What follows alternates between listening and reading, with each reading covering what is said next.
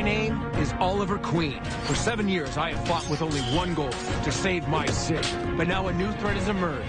A danger so severe it has forced me to leave my family in order to face it. And it won't be enough for me to just be the Green Arrow. To prevent the crisis that's coming, I'm gonna have to become someone else. I am gonna have to become something else.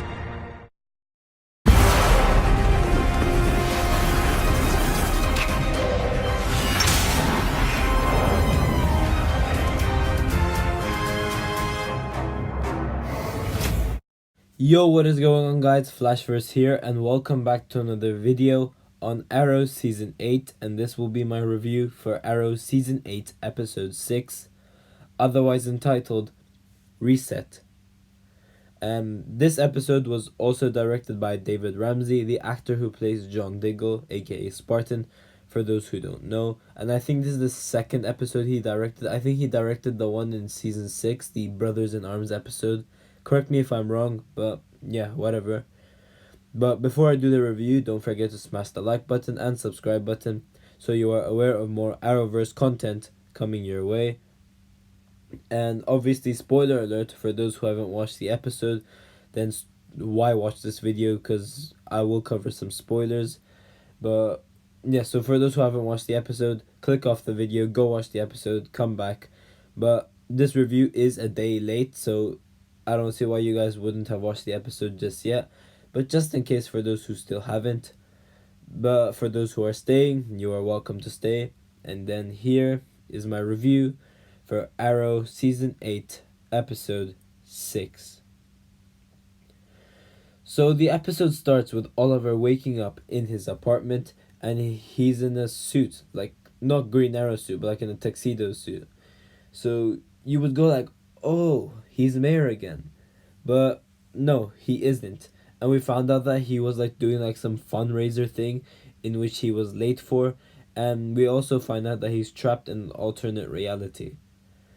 Now Oliver has been asleep for 2 days, which we found out, and Diggle tells him like the alternate events that happened those 2 days ago, like Lila, and the Lila thingy problem was solved, things like that.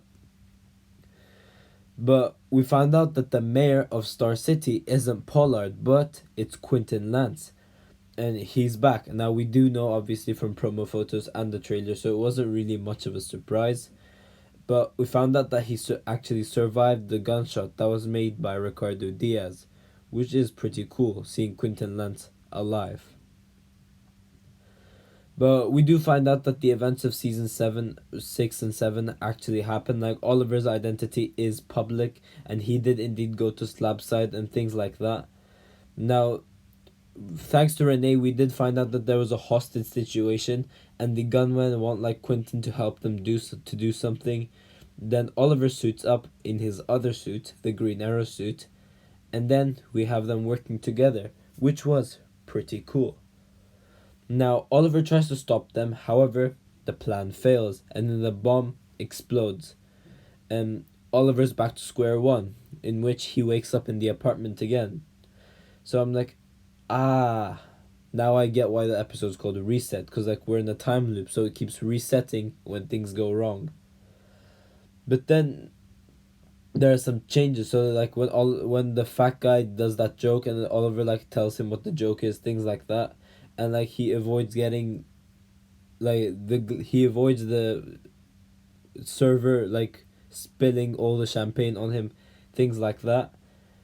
We also have this thing where Oliver actually goes up to Quentin and tells him that they're actually stuck in a time loop, and then Quentin actually believes him, which was so like I think they did this so like they don't have to spend like 10 minutes of the episode going, why don't you believe me, things like that. But yeah, Quentin's like, I've seen a man run faster than the speed of light, things like that, aka the Flash, obviously. Doppelganger of my daughter, that being Laurel, obviously. So like this wouldn't have been like a surprise for Quentin either way. Now they try to handle the hostage situation again, but this time Oliver's underground, and Laurel tags along with them. And we find out that she is also stuck in the same time loop, and like she sees it as a punishment due to them angering the Monitor the most. But then Laurel is in shock when she finds out that Quentin is alive. So when the bomb goes poof for the second time, the same thing repeats. Oliver's in his apartment, goes back to City Hall, things like that. But then Laurel ends up in the mayor's office, and just as I predicted, the scenes between Laurel and Quentin were just great. Now we have Dinah tag along this time, but the bomb was successful to stop. Only this time, Quentin gets sniped, so the timeline resets. Now, another thing that happened is, like, the same thing happened, but then there's another bomb that goes poof, and then, but this time Quentin survives, but then obviously Harbinger doesn't like that, and she wants like Oliver to like repeat the same thing again. So she kills Quentin herself, and then reset again. Now Oliver's back in the apartment, but this time they do repeat the same thing, except when they go to City Hall, they take Quentin to the bunker, and until Oliver finds out what's happening, and then when they find out what's happening, Oliver uses some like Felicity terminology. So he says like, we traced the whatever it was, I can't remember. But yeah, so they end up going to some place, but then while they're in the bunker, however, Laurel does tell Quentin that in the original timeline, Quentin Lance actually dies by Diaz. Quentin's just like, best way I could have ever died. Now we see Quentin's death again when Oliver and Laurel are in that thing, and Laurel gets a chance to say goodbye to Quentin, which was pretty sad. And essentially Laurel like passed her test, like she passed the monitor's test or Harbinger's test, whatever you want to call it. And we find out from Lila later on that this is her reward for not betraying Oliver when she was like said to. So like we find out that the monitor's intentions were actually good, like the monitor actually like wants Laurel and stuff to succeed and see if he could trust them basically. So then Laurel had been taken out early from this reality. So it's left with Oliver and Quentin now. So Oliver's trapped in this alternate reality still, but we get some awesome scenes between Oliver and Quentin, and like Oliver's new trick arrows, like everything, the choreography, everything, the fight scenes, they were so well done, and like the emotional scenes between Oliver and Quentin as well were really good. Now the saddest part for me was when Quentin tries to die, and this is to show Oliver that he needs to accept what is coming, and like he needs to die, and like those scenes were just so hard to watch. This like death that is obviously linking to Oliver's sacrifice in Crisis. So like Quentin's trying to show like, accept your fate, you cannot avoid it, things like that. So obviously Quentin Lance dies, which means only one thing, reset. So we have Oliver start in the apartment. Now these last few minutes were so good.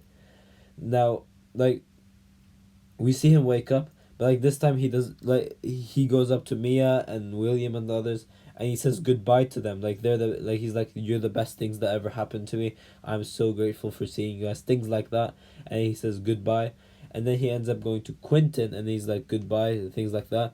And then Quentin's like, but I'm gonna see you again. But obviously that's because like Quentin's memories are erased due to the timeline being resetted.